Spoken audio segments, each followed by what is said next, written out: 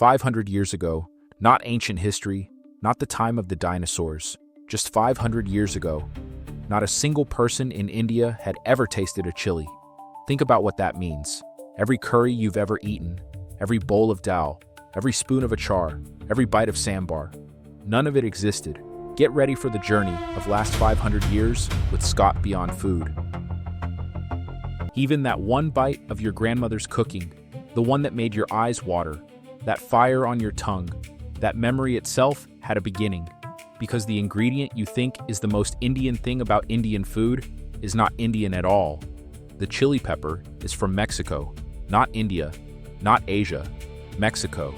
It traveled 10,000 miles across oceans, carried by Portuguese sailors who were actually searching for something else entirely. Before chili arrived, Indian food was never bland.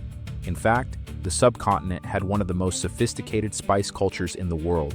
Cardamom, turmeric, coriander, cumin, ginger, tamarind. The food was deeply complex. But the heat, that fire you associate with Indian cooking, came from something else entirely. It came from black pepper. Black pepper, Piper nigrum, one of the oldest traded spices on earth. For thousands of years, this was the heart of India's heat. So valuable that the Romans called it black gold. It was currency, it was power, it was wealth. To understand how chili came to India, we must go to where it truly began. Mexico. Chili peppers had been cultivated there for over 6,000 years. Then, in 1492, Christopher Columbus arrived.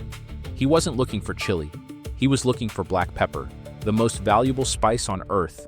But instead, he found this strange, fiery fruit, hot, pungent, powerful. So he called it pepper. And somehow, the name never changed. But Spain did not change Indian food. Portugal did. In 1498, Vasco da Gama arrived in Kerala. He came looking for black pepper, and unknowingly brought chili closer to India. Within just a few decades, chili plants were already growing in Goa, and Indian cooks welcomed them immediately because they already understood heat. Black pepper could only grow in Kerala, but chili could grow almost anywhere. Dry land, wetland, backyards, fields, rooftops, and it was cheap. That changed everything. And then, without announcements, without kings, without empires, the chili spread. Farmer to farmer, village to village, river to river, like water, finding every crack, filling every kitchen. For the first time in history, heat in Indian cooking was no longer a privilege. It belonged to everyone. Even the poorest farmer could now grow spice in his own backyard. At first, the royal kitchens resisted. Black pepper had prestige. It was ancient. It was expensive. Chili was new, common, foreign. But by the 1700s, even the kings had surrendered. The chili had won. And here's where the story becomes extraordinary. Today, India is the largest producer of chili in the world. The country that once had none now feeds the world with it. Kashmiri chili, Guntur Sanam, Bajji, Bhut Jolokia, the ghost pepper, some of the most famous chilies on earth, all proudly Indian. Because here's the truth. The origin of an ingredient does not decide where it belongs. The chili came from Mexico, but India made it home. The chili was an immigrant. India made it a citizen. Nobody planned it. Nobody voted for it. No emperor announced it. And yet, within 2 centuries, it changed Indian food forever. That is the power of food.